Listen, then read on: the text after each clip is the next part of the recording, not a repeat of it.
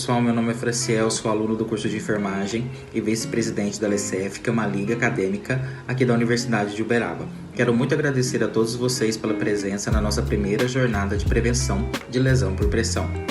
Quero também dar as boas-vindas à palestrante de hoje, que é a enfermeira Maísa, que é graduada em enfermagem pela UFTM, doutoranda em atenção à saúde pelo programa de pós-graduação em atenção à saúde da UFTM, pós-graduando em estomoterapia pela FAMEP, mestre em atenção à saúde pelo programa de pós-graduação em atenção à saúde da UFTM, especialista em UTI geral.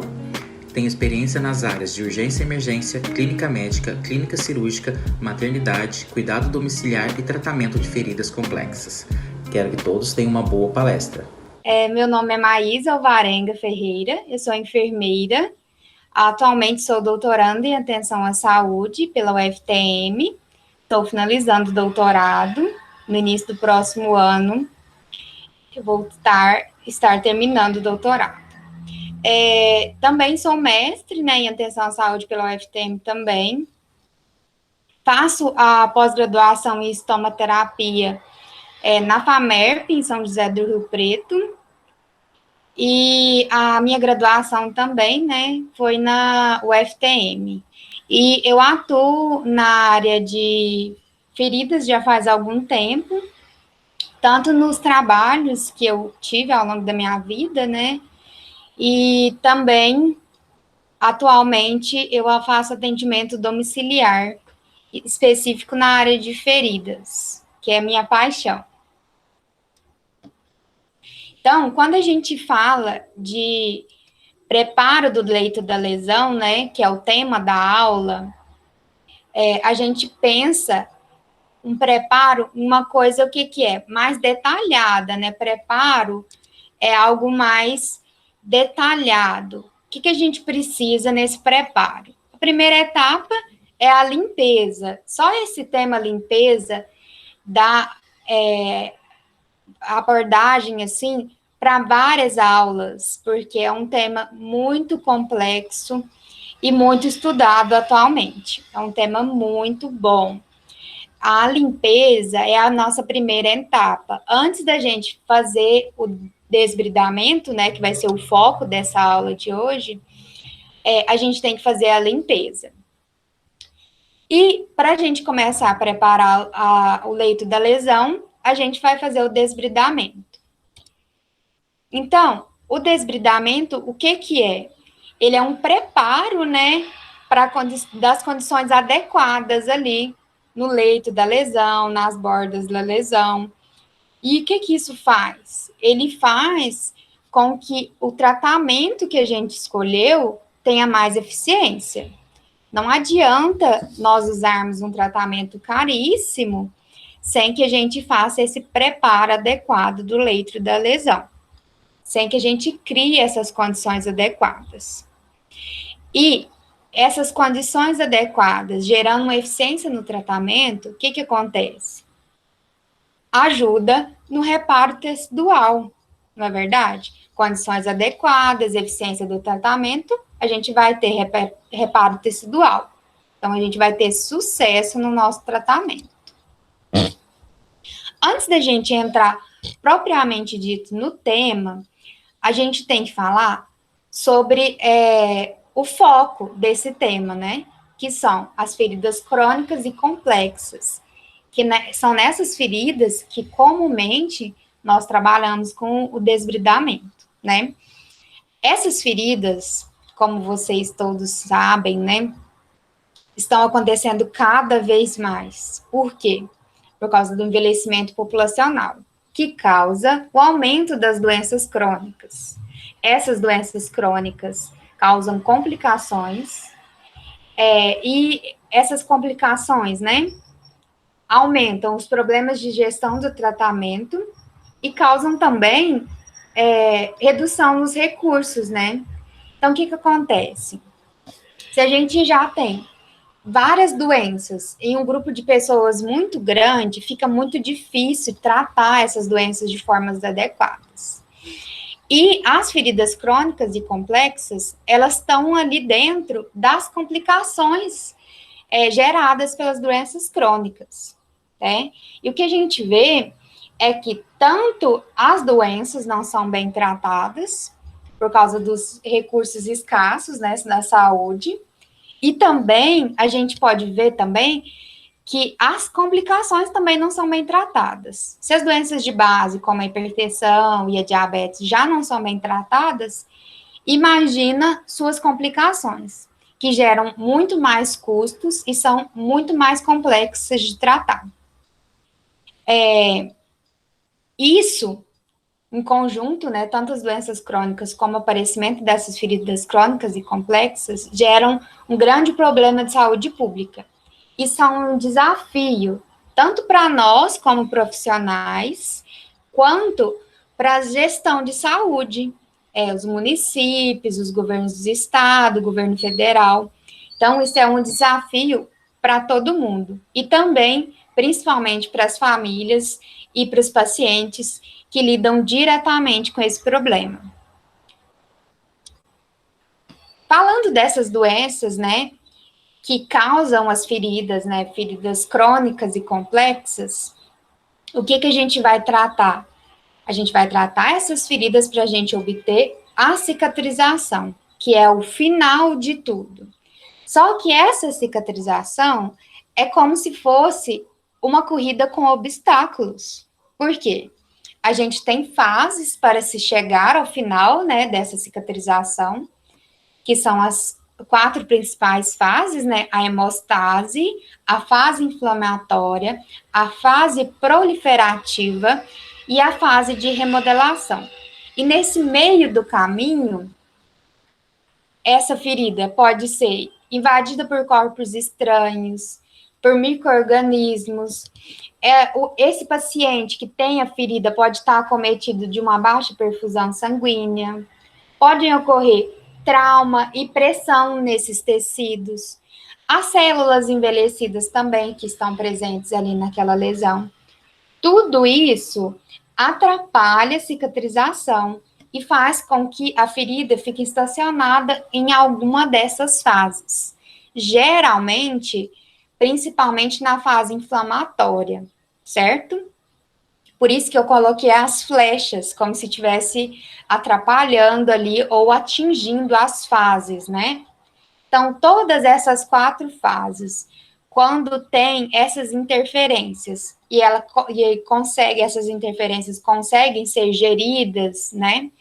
A gente chega na cicatrização. Então, o que a gente pode ver? Que esse processo é extremamente complexo. Então, com foco, né, no desbridamento, o que a gente vai pensar? No que está fazendo a gente desbridar, que é o tecido inviável ou deficiente. Por que ele é tão ruim? Por que a gente tem que olhar para ele com muito cuidado? Porque ele é um meio adequado que faz assim uma festa, né, ali com comida e bebida à vontade para os micro-organismos. Ele prolonga a resposta inflamatória, que foi o que eu falei, né? Por que prolonga a resposta inflamatória? E a gente tem que lembrar lá da imuno, né?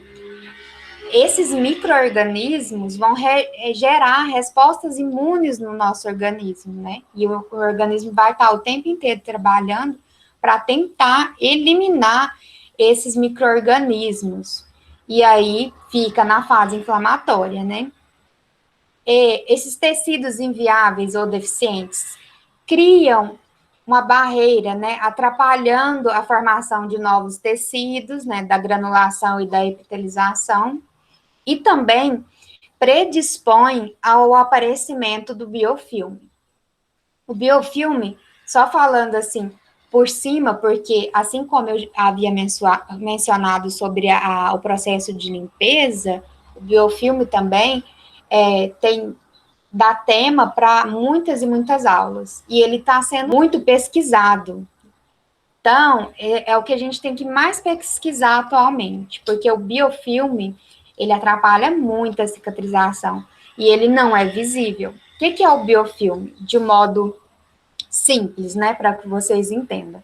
O biofilme, ele é uma colônia ali de bactérias que tem uma organização, elas vivem em conjunto de uma forma muito harmoniosa, é como se elas se conectassem entre si, e elas criam um sistema de comunicação entre elas, então elas conseguem muito bem sobreviver. E quando a gente tenta remover, elas podem até desconectar ali por alguns instantes, mas depois essa colônia de bactérias, né, essa família de bactérias, se reorganiza novamente muito rápido.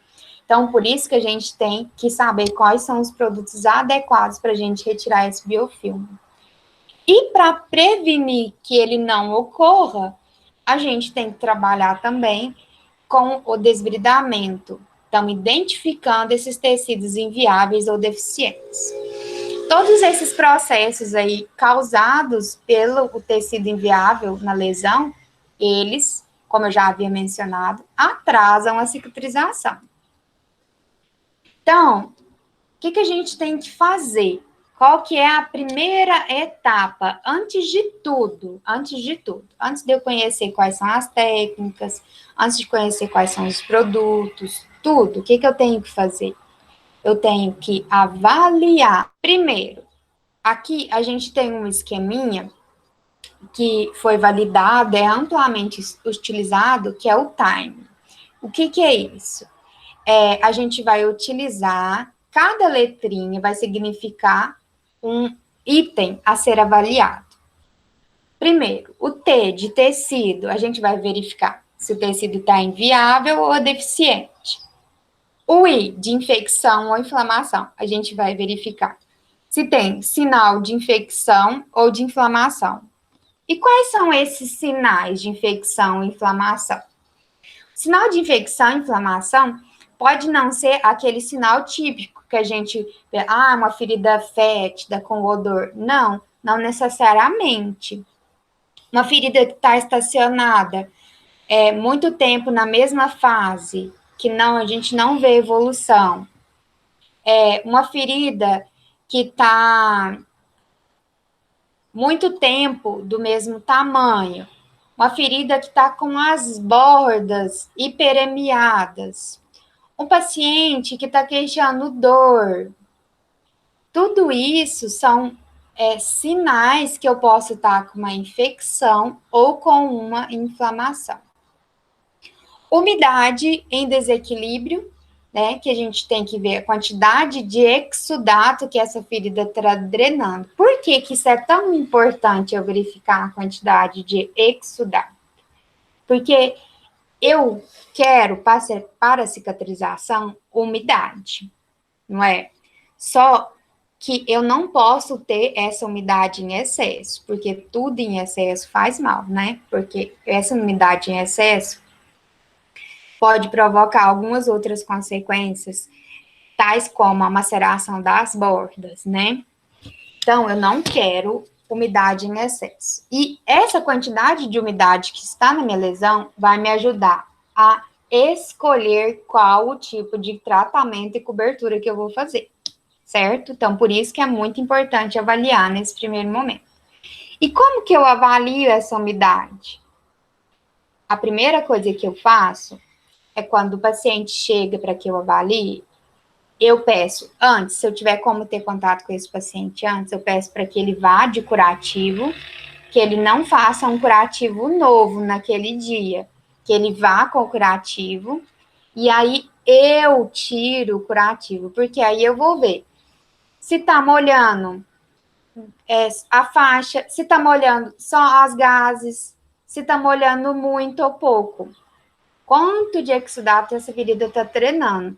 Porque se eu retirar esse curativo, ou se eu já molhar esse curativo com soro fisiológico, antes de eu verificar essa quantidade de exudato, eu vou perder meus parâmetros. A quarta coisa que eu vou avaliar, as margens da ferida, né, que são as bordas. Se elas não avançam, ou se tem algum espaço morto, certo? Se elas estão maceradas. Então, focando aí no T, né? que é no caso do nosso preparo do leito da lesão, a gente vai focar no T, que é identificar os tecidos inviáveis ou deficientes. Então, o desbridamento nada mais é que remoção. E essa remoção pode ser de quê? De material necrótico, de tecido desvitalizado, de crostas, de tecido infectado, de hiperqueratose, de corpos estranhos, de fragmentos de osso, de micro-organismos ou carga biológica. Aqui do lado tem algumas figuras que mostram tecidos desvitalizados, que a gente poderia trabalhar com desbridamento. Então, o que a gente vai fazer? Nada mais do que retirar tecidos inviáveis, reduzir carga bacteriana, né? E preservar nossos tecidos novos, nossos tecidos viáveis, né?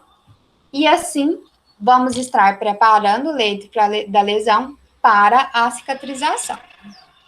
Então, a gente tem 3 tipos de desbridamento. Quais são esses tipos? O inicial, que é essa retirada, né, de todos esses tecidos que eu mencionei. Então, a gente pode estar utilizando método autolítico, enzimático, biológico, mecânico, instrumental. E daqui para frente eu vou estar detalhando melhor esses métodos, né? E o que a gente tem que entender que esse desbridamento inicial é diferente de limpeza. Quando a gente vai fazer o desbridamento, a gente já realizou a limpeza dessa ferida. Essa ferida já está limpa. E o que é a limpeza? É a remoção de resíduos metabólicos soltos e de sujidade, tá? É diferente de desbridamento. Nesse desbridamento inicial também, eu vou retirar as hiperqueratoses, também é nesse momento. Também é considerado um desbridamento inicial. Por quê? Porque nesse desbridamento, eu vou desbridar tanto material, tecido que tiver ali no leito da lesão, quanto nas bordas e na pele ali ao redor. Pode ter alguma casquinha, alguma crosta, então eu vou limpar essa pele também. E esse desbridamento inicial, eu vou repetir ele quantas vezes forem necessárias até eu obter um bom resultado. Por quê? Muitas vezes vocês vão perceber que o paciente e a família procuram a ajuda somente quando a ferida já está extremamente avançada e complexa, ou seja, de difícil tratamento, e muitas das vezes com muito tecido desvitalizado. E, às vezes, a gente não consegue retirar todo esse tecido na primeira consulta. Até mesmo pela quantidade, às vezes pela disponibilidade de tempo também, né? A posição, às vezes, fica desconfortável para o paciente, para ficar muito tempo na mesma posição. Ou, às vezes, também, você consegue tirar só uma parte, a outra parte está aderida, aí você vai ter que trabalhar com outro tipo de desbridamento junto para conseguir uma melhor remoção desses tecidos. Então, você vai fazendo esse desbridamento até obter um bom resultado. O próximo desbridamento que temos é o de manutenção. Como o nome já diz, né? Ele mantém aquele desbridamento que a gente fez inicialmente. E ele deve ser realizado de modo contínuo, que é através da remoção da carga celular, né? Então, ali na lesão, naturalmente a gente já tem fibroblastos, células envelhecidas, queratinócitos. Então, é como se fosse aquela limpeza que a gente faz de manutenção mesmo na casa da gente, não é? A gente faz uma faxina maior, que é esse desbridamento inicial, e no dia a dia a gente faz a manutenção. Mesmo que esses tecidos aí que a gente retira na manutenção não são visíveis, eles são muito importantes, porque eles atrapalham a cicatrização. E na maioria das vezes, como que a gente faz esse debridamento de manutenção? Mantendo o meio úmido, a gente consegue fazer o debridamento autolítico. Então, com as coberturas, tanto enzimáticas como autolíticas, a gente consegue esse meio úmido e faz essa remoção aí desses tecidos, desse material que está depositado no leito da lesão. E por último, né, a hiperkeratose. O que é essa hiperkeratose, né? Eu coloquei o conceito aqui para vocês. É um espessamento, né, da camada córnea da pele, há uma excessiva proliferação de células produtoras de queratina sobre a superfície da pele. E aí aumenta a espessura da epiderme e da derme. Aqui coloquei algumas imagens para vocês estarem observando como que é. Geralmente tem uma coloração amarelada ou esbranquiçada, e é muito comum em pacientes diabéticos, tá? Por que é comum no paciente diabético? Porque esse paciente, ele não tem produção eficaz de suor, ou às vezes não tem mesmo. Eles não percebem um sapato apertando ou uma pressão, então fica pressionando muito no mesmo lugar o jeito de pisar. Então, é muito comum nessas pessoas. E essa hiperkeratose também deve ser removida. E como que a gente remove essa hiperkeratose? A gente pode utilizar produtos emolientes, né, para estar ali amolecendo, por exemplo.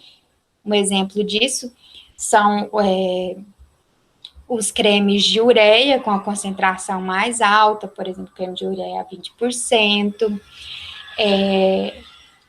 um próprio creme barreira que a gente estiver utilizando ali nas bordas, ele também vai amolecer essa hiperkeratose. E o que a gente vai fazer? Depois que já estiver mais amolecido, a gente pode ir removendo com instrumental cortante, certo? Então, como que a gente vai fazer? A gente tem que identificar qual que é o tecido que é inviável. Então, uma coisa muito fácil para a gente identificar é perceber através das características visuais daquele tecido.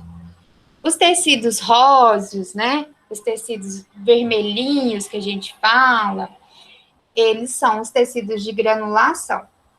Mas, às vezes, esse tecido de granulação está entremeado de um tecido amarelado, né? Que é aquele tecido desvitalizado, esfacelo que a gente fala, que são esses restos celulares que ficam no leito da lesão. E quando eles não são removidos, eles vão acumulando, né? E por último, os tecidos, quando os tecidos estão enegrecidos, né, preto, marrom, que é a necrose, né, o que a gente não quer de jeito nenhum. Então, a gente vai verificar esses tecidos através da coloração.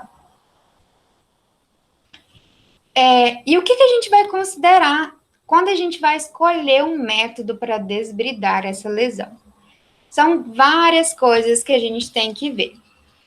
Primeiro, a gente tem que avaliar o paciente primeiro, depois avaliar a lesão, avaliar as condições de vida, saúde, condições financeiras desse paciente para estar aderindo ao tratamento. E assim, definir através do custo-benefício. Às vezes eu vou utilizar um produto mais caro, mas esse produto vai ser utilizado por pouco tempo, ou vai ter uma eficiência muito grande na lesão. Verificar, né, a aceitação do paciente, por exemplo. Às vezes, tem paciente que tem condição de comprar uma tecnologia mais avançada, só que tem paciente que não gosta. Às vezes tem paciente meu que pode comprar uma placa, né? Aí não gosta, não quer aquele tipo de curativo, não adapta. Então, não tem como eu estar utilizando.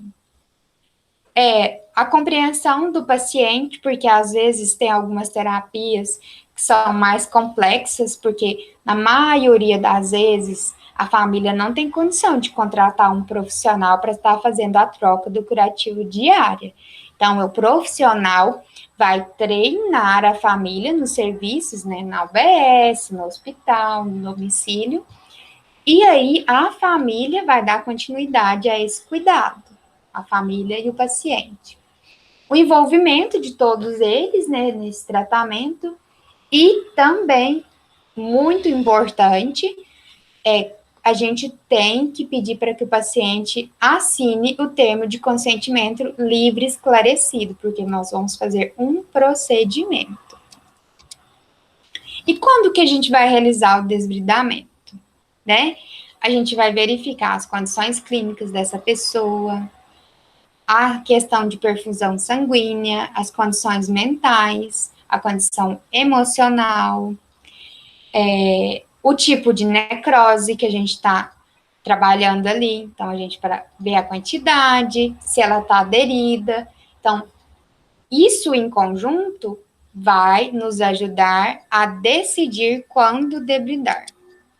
E quando a gente não pode debridar, aí tem uma imagem aqui do lado, isso é uma região de calcânio, né? Fase terminal, gente, que eu tô falando, não é o paciente em cuidado paliativo, porque existem vários tipos de cuidado paliativo.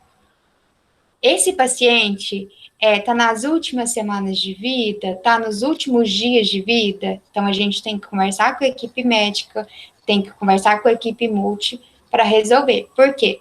Às vezes, esse desbridamento, às vezes é um paciente de cuidado paliativo, mas o desbridamento vai melhorar a qualidade de vida, vai reduzir o odor na lesão, vai reduzir o exudato, então já é um ponto positivo. Mas se esse paciente tem poucos dias, ou poucas horas, ou poucas semanas de vida, o custo-benefício não é muito bom, porque a gente vai estar expondo esse paciente a um procedimento desnecessário. Escara estável no calcanhar. Quando a gente fala escara, não é aquele termo que o pessoal utilizava no passado para referir a lesão por pressão. Quando a gente fala escara, é essa necrose seca, tá? E escara estável no calcanhar, o que quer dizer estável? É quando ela tá seca, quando a gente aperta e tá sequinho, a gente não sente flutuação. Então, ela tá sequinha. Escara seca, né, no membros inferiores e membros isquêmicos, aí depois eu vou comentar mais sobre isso. Terapia anticoagulante e distúrbios hemorrágicos, sendo que essas duas últimas, elas não são contraindicações absolutas. A gente tem que conversar com a equipe médica e verificar o custo-benefício, tá? Porque às vezes o paciente está com a terapia anticoagulante uma dose mais baixa, então a gente tem que ver tudo isso. Isso não é contraindicação absoluta, os dois últimos. Agora, em relação a membros isquêmicos, o que a gente vê, né? A gente convive muito com os pacientes que têm lesão de perna, né? Que são as úlceras vasculares e as arteriais. Só que esses pacientes, antes de passarem pelo desbridamento, eles têm que ser avaliados pelo vascular, tá? Porque se o paciente tiver com uma isquemia de membro, que ocorre principalmente nas úlceras mistas e nas úlceras arteriais, a gente não pode realizar esse desbridamento, porque o paciente pode até perder esse membro, tá? Então, a gente tem que ter muito cuidado em relação a isso. Por isso, qualquer paciente que chega para mim com esse tipo de lesão na perna, sempre peço para que o paciente passe pela avaliação do vascular, para que a gente tenha mais segurança, até na hora de definir os tratamentos, porque alguns tratamentos a gente tem que verificar se é úlcera arterial ou se é venosa, para a gente definir o tipo de tratamento. certo? Aí, só uma colocação. Quando no calcanhar, né, tá essa necrose seca, estável, vai formar um curativo biológico, que a gente fala, né? Essa necrose sequinha, ela vai ficar ali e depois ela vai soltar, tá? Então, aí a pele vai cicatrizar embaixo, vai estar bem sequinho. E quais são os métodos de desbridamento, né? Como a gente vai escolher esses métodos de desbridamento? A gente vai escolher pelo tipo de tecido, se tem material biológico presente na ferida, a quantidade de exudato, a habilidade do profissional. Não adianta nada eu querer fazer um desbridamento instrumental conservador se eu não tenho habilidade para executar essa técnica. Faltou um R ali, ó. Dor, a perfusão e a comorbidade do paciente, a idade desse paciente, né? E o respeito e a preferência e envolvimento da família. Então, todos esses quesitos eu tenho que levar em conta quando eu vou escolher o meu método de desbridamento, tá? O primeiro método, né? O que eu vou falar mais, porque é o que a gente mais utiliza e o que a gente tem que utilizar mesmo, né? Porque a gente tem que fazer aquele desbridamento de manutenção. Então, o que ele tem de positivo? Ele é seletivo, ele é seguro, ele proporciona um meio úmido e mantém a temperatura do leito de lesão, mais ou menos em 37 graus. Então, essa manutenção de meio úmido em temperatura proporciona um ambiente adequado. Esse ambiente adequado faz com que as enzimas que já estão presentes no leito da lesão e os macrófagos façam a sua atividade, que é o que é essa atividade? A lise e a fagocitose dos tecidos necróticos, que é o debridamento autolítico, né? Então, quais são os produtos que vamos utilizar para fazer esse debridamento? A gente tem os hidrogéis, né? E os produtos fitoterápicos também, né? Algumas fórmulas, por exemplo, aloe vera. A gente pode fazer no gel também, a gente pode, uma forma de meio úmido também. Os hidrogéis, eles têm de várias marcas, né? De várias marcas e de vários preços, né? O que difere é que alguns são mais densos e tem muitos que são estéreis, tá? Então, por isso que eles são mais caros. Os alginatos. Os alginatos, né, que pode estar sendo utilizado ali em conjunto. A gente tem hidrogel com alginato, não é verdade? E aí a gente pode utilizar o alginato para a gente proporcionar uma outra coisa, principalmente nas lesões ali em estágio inicial, ou em lesões que estão friáveis, que a gente fala que está tendo sangramento. Então, o alginato vai trabalhar ali ajudando no desbridamento e ajudando na hemostase, né, que vai reduzir essa hemorragia, esse sangramento. Na verdade, hemorragia não, sangramento, né? Porque hemorragia já é o tratamento de urgência que a gente tem que fazer. Então, a gente pode usar alginato com hidrogel, o alginato em placa também, o alginato em tiras, quando a gente vai utilizar em feridas que tenham cavidade, né? Que sejam cavitárias. As hidrofibras, que estão muito em alta, por quê? Tem muitas hidrofibras que tem prata na sua composição. E a prata, o que a prata ajuda? No combate do biofilme. Então, a gente vai estar ali proporcionando o controle da umidade ali, através da hidrofibra, né? Porque a hidrofibra a gente vai utilizar principalmente em lesões que tem de médio a alto exudato. A gente também tem as fibras hidrodebridantes, né? Algumas marcas colocam esses outros componentes junto, né, que ajudam ali na cicatrização. As espumas, né, aí as espumas vão ser nos pacientes que têm muito exudato, né, o excesso de exudato. E essas espumas também podem ter componentes combinados, por exemplo, a gente tem espuma que tem alginato, a gente tem espuma que tem a prata, certo? Então, vai depender de cada empresa. Então, vocês podem estar pesquisando no site das empresas, que elas disponibilizam os folders com o que cada material deles fazem. E hoje, no nosso mercado brasileiro, a gente já tem muitas empresas aqui, tanto empresas do brasileiras mesmo, como empresas internacionais que hoje estão aqui no nosso território.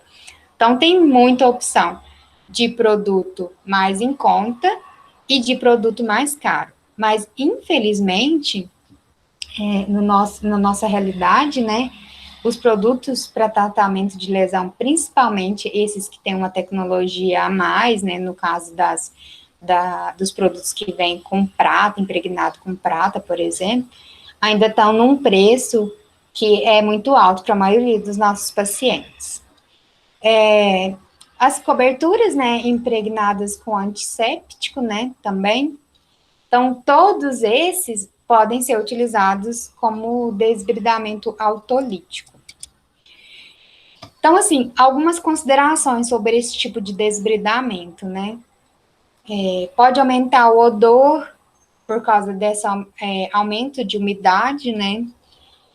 Se a gente não fizer o controle adequado da quantidade de umidade, pode ocorrer o crescimento bacteriano, pode ocorrer o vazamento ali do exudato junto com a cobertura, né? O que pode fazer com que haja maceração de bordas, né? E esse método, ele pode ser combinado. A gente pode utilizar o debritamento autolítico e depois fazer o debritamento instrumental, certo? O próximo desbridamento que a gente tem, eu vou dar só um exemplo aqui, que é o biológico, mas é um desbridamento que a gente quase não vê. Aqui no Brasil, na nossa realidade, o que a gente vê são algumas pesquisas, né, alguns pesquisadores, principalmente no Nordeste, que estão desenvolvendo pesquisas com desbridamento biológico, que nada mais é do que a inserção de larva de mosca esterilizada, especificamente, né, da espécie ali, Lucilla sericata, né, essas larvas produzem enzimas, secretam enzimas proteolíticas ali no leito da lesão. Essas enzimas também digerem ali a necrose, né, e as larvas ingerem o material liquefeito dos detritos e separa o que é tecido viável e inviável, porque ela não vai estar, vai ser seletivo, ela não vai estar agindo ali no tecido viável. E ainda, né, a movimentação ali das larvas, todo esse trabalho que elas fazem, ajuda também na circulação, na melhora da circulação local ali da ferida. O debridamento enzimático, né, o desbridamento enzimático, também é muito utilizado aqui por nós. O que é? É o uso de enzimas exógenas. Por que exógenas? Porque no autolítico a gente estava falando das enzimas do nosso organismo, né? Exógenas é fora, né? Então, são enzimas de diversas fontes, né? Que são utilizadas para estar degradando essa necrose. A gente tem a colagenase, que ela decompõe fibra de colágeno, a fibrinolizina, que é de plasma bovino, que degrada a fibrina ali no leito da lesão, e a papaina, que ela é de aminoácidos, enzimas proteolíticas e peroxidases, e as suas enzimas também degradam a necrose. que o que a gente tem que tomar bastante cuidado com essas terapias, né, com esses produtos, é porque eles são muito sensíveis às alterações de pH, tá? Então, às vezes é um produto que a gente vai utilizar e às vezes não vai ter sucesso por alguma interferência externa, né? O uso de agentes de limpeza podem atrapalhar, né? O uso de um sabão, o uso do clorexidina pode atrapalhar. Principalmente aí a papaina, né? A gente não pode jamais manipular a papaina com metal. Por exemplo, a gente tem um monte de material metálico que a gente está utilizando, né? Pinça, a barrinha ali, tudo de metal. A gente não pode usar esses materiais para manipular a papaina, porque ela é inativada com essa presença de metal, certo? E a papaina, que é o que a gente mais tem contato, né? Ela é manipulada, ela pode ter apresentação, a gente pode mandar manipular ela em creme, em gel ou em pó. O pó, ele pode ser diluído ali na hora, né, do curativo, e aí a gente vai calcular a concentração conforme a quantidade de soro fisiológico que a gente colocar. E vai estar aplicando ali no leito de lesão para deixar agir. Essa papaina em pó desse jeito, ela vai agir somente por 20 minutos, né? Aí, quando a gente tem a papaina na apresentação, o gel e creme, ela tem a ação por mais tempo.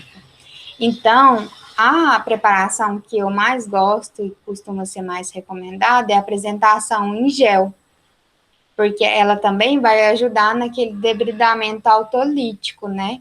Que a gente vai ter uma quantidade de umidade boa. A papaina também a gente tem que se atentar ao tipo de tecido e a porcentagem da papaina. Concentrações mais baixas de papaina vão servir para quê? Para a gente remover pequenas quantidades de tecidos inviáveis. Por exemplo, a papaina a 2%, a 3%, eu posso utilizar naquele tecido que tiver entremeado ali no tecido de granulação. Já tem tecido de granulação, mas ainda tem esfacelo entremeado. Se já tiver mais amarelo, né, com mais quantidade de esfacelo ali cobrindo o leito da lesão, eu posso estar utilizando uma papaina 6%. E se for numa quantidade maior e já tiver a necrose enegrecida, né, que é a necrose seca, a coagulativa, o que eu vou utilizar? A papaina 10%, certo? O debridamento mecânico, né, é muito conhecido, né, antes os enfermeiros, técnicos de enfermagem utilizavam muito esse tipo de debridamento, às vezes, muitas vezes de forma errada, né, que a fricção ali de gás ou esponja umedecida no leito da lesão, ou também tem um método úmido seco, que coloca uma gazinha seca, depois retira ela, aí sai, né, uma quantidade de tecido ali naquela gaze. Irrigação, né, que é a realização com soro fisiológico morno, em jato, no leito da lesão. A hidroterapia, que existem, mas isso é pouco utilizado e não muito comum, tanques com turbulonamento de água, né, aquela água em jatos fortes. Então, mas todos esses, eles não são seletivos. O que quer dizer isso? Ele vai tirar tecido bom e tecido ruim, certo? E pode causar trauma ali. Então, a gente não vai querer remover o nosso tecido que já tá bom, né? O debridamento instrumental conservador. Que é esse debridamento? É a remoção seletiva dos tecidos necrosados, né? Com instrumento cortante, a gente vai tirar só o tecido inviável, né? Então, vai estar acima do tecido viável. A gente não vai mexer nesse tecido. Se feito da forma correta, ele não ocasiona nem dor, nem sangramento. Ele pode ser feito por médico e enfermeiro, desde que ambos estejam capacitados ou especializados para isso, certo? Então, se eu não tenho conhecimento para fazer, eu não vou fazer, certo? E não vou testar meu paciente para fazer se eu não tiver conhecimento. Em quais momentos esse desbridamento vai estar contraindicado? Como eu já mencionei, quando o paciente tem uma insuficiência arterial, quando você percebe que a perfusão desse paciente não está adequada, né, que esse tecido não está sendo oxigenado da forma adequada, quando ele tem um risco de hemorragia, um risco de lesão óssea ou de tendão, se for muito perto, né, de lugares que passa tendão, principalmente, por exemplo, mão, ou às vezes alguma paciente extremamente emagrecido também, né? Às vezes, mesmo que a lesão não seja em mão ou pé, mas às vezes o paciente está tão emagrecido que já fica muito perto ali de tendão, de osso, né? Então, quais são as técnicas que a gente utiliza para retirar esse tecido desvitalizado? A técnica cover, né?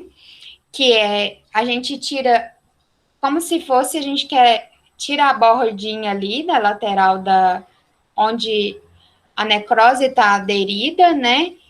Levanta, a gente desloca essa borda, pinça ela, segura ela com a pinça, traciona para trás, né? E vai cortando paralelamente ao leito da lesão. A gente vai fazendo esse corte. Então, quando a gente faz essa técnica, a gente tem que prestar bastante atenção para não estar atingindo a pele do paciente e as bordas ali, né, o tecido íntegro, e também de tentar não ir cortando o tecido de forma irregular, tirar a tampa mesmo, né, tirar a necrose de uma vez. Fica mais fácil também. E square, que quer dizer ali, né, a técnica quadradinho, a gente faz incisões formando quadradinhos mesmo, né? Ali em cima daquela necrose seca, pinça o quadradinho e vai removendo um a um. O que acontece? Às vezes, a necrose está muito aderida ou está muito seca, e aí não dá para fazer isso. Ou às vezes ela está mais amolecida, também não dá. Então, nem todos vão dar para utilizar todas as técnicas, né? Então, a gente vai ter que ver ali conforme a gente conseguir. A técnica slice, né, que é irregular, que você vai tirando conforme você for conseguindo, né, vai pinçando o tecido e vai vendo se consegue retirar. E a gente pode combinar essas técnicas, por exemplo, eu realizei a técnica instrumental, conservadora, e eu ainda não obtive todo o resultado que eu quero. Aí eu vou utilizar uma cobertura, por exemplo, eu posso utilizar uma cobertura enzimática, como se fosse uma papaina, para que na próxima vez que eu entre em contato com essa lesão, esses tecidos já estejam mais fáceis de ser removidos. Ou eu posso também fazer esse risco em cima riscar, né, levemente ali sobre essa necrose seca, para que a papaina consiga absorver melhor, entrar melhor. Desbridamento cirúrgico, né, que ele é realizado pelo profissional médico, como o nome já diz, em ambiente cirúrgico, né, ele faz a incisão de toda a necrose e da margem viável, né, vai tirar ali tudo. Tem que ser retirado, quem tem que fazer é um cirurgião experiente, né, vai requisitar uma anestesia, dependendo do tamanho da lesão e e o lugar que vai ficar, aí o médico anestesista vai escolher o tipo da anestesia adequada. mesmo sendo realizada em todas as condições adequadas, né, a gente também tem que pensar e ajudar a equipe multi escolher a melhor forma, porque às vezes, assim como o desbridamento instrumental conservador, a gente não vai estar fazendo um paciente em fase final de vida, muito menos desbridamento cirúrgico. No pós-operatório também, nós não fazemos, mas nós vamos cuidar dessa nova lesão, né, que vai ser criada durante a cirurgia, e depois a gente vai ter que proporcionar os meios adequados para essa ferida se fechar. Também observar nos primeiros momentos ali, né, no pós-operatório, a questão da hemorragia, né, e no pré-operatório também, observar se os medicamentos anticoagulantes foram retirados na hora certa, né? Tudo isso nós temos que observar, porque nós fazemos parte de uma equipe multi. Não é porque é o médico que realiza o procedimento que nós não participamos de todas as etapas de assistência ao paciente. Sobre o desbridamento, o que a gente tem de legislação? O COFEN lançou em 2015 uma norma técnica, né, que cita que é competência, né, da equipe de enfermagem o cuidado das feridas. E dentro dessa competência da equipe de enfermagem está o desbridamento autolítico, instrumental, químico e mecânico, sendo que o instrumental só o enfermeiro e o médico vai fazer, né? Então, um resumo, né? A referência ficou ali em cima, tampou um pouquinho. Mas, então, se tem esfacelo aderido, né? A gente tem que fazer o desbridamento inicial para a gente fornecer umidade, desprender esse esfacelo do leito da lesão. A gente pode utilizar um hidrogel ou uma enzima exógena, né, que são o desbridamento ali com a papaina, né, com a colagenase. A gente vai fazer também o desbridamento de manutenção para controlar a umidade, remover tecidos inviáveis, né? Então, a gente pode usar ali hidrofibra, espuma, esfacelo úmido, né? O que a gente vai utilizar? Hidrofibras também, né? Espuma. Para a gente fazer o quê? Controlar a umidade. Depois, também fazer o desbridamento de manutenção, visando o controle dessa umidade e retirada de tecidos também. E aí são os mesmos produtos mencionados anteriormente. A escara, né, que é aquela necrose preta que eu havia falado, né? A gente tem que remover esse tecido no desbridamento inicial, pode ser com uso de hidrogel, de papaina, de colagenase, pode ser com instrumental cortante. Então, a gente tem, no desbridamento de manutenção, controlar a umidade, assim como mencionei nos outros, né? Retirar os tecidos inviáveis. E aí, as tecnologias são diversas, né? Que a gente pode estar escolhendo. E a hiperkeratose, né? Que qual é o objetivo? Manter uma pele ali, perilesional saudável. Então, a gente vai fazer medidas diárias de umectação, né? Que a gente vai hidratar nessa região. E a tecnologia que a gente vai utilizar para fazer isso vai ser utilizar cremes emolientes, né, que promovam uma descamação e o amolecimento dessa hiperkeratose, né? Certo? Essas são as referências. Oi, pessoal, voltei. Queria muito agradecer a palestrante de hoje, Maísa, e dizer que nós, da LSF, estamos honrados com a contribuição para a nossa jornada. Também queria dar um recadinho muito importante para todos vocês. Fiquem de olho nas palavras-chave que estão sendo disponibilizadas durante as palestras, pois vocês vão precisar de no mínimo 4 delas para conseguir o certificado. Fiquem atentos também que no dia 21/11 teremos uma live no Instagram da LSF para sorteio de brindes e tirar as dúvidas de vocês. Vocês também podem mandar as dúvidas de vocês através do formulário que está na descrição do vídeo. Obrigado por estar acompanhando as nossas palestras e fiquem ligadinhos para que vocês não percam nenhuma. Muito obrigado a todos e até logo!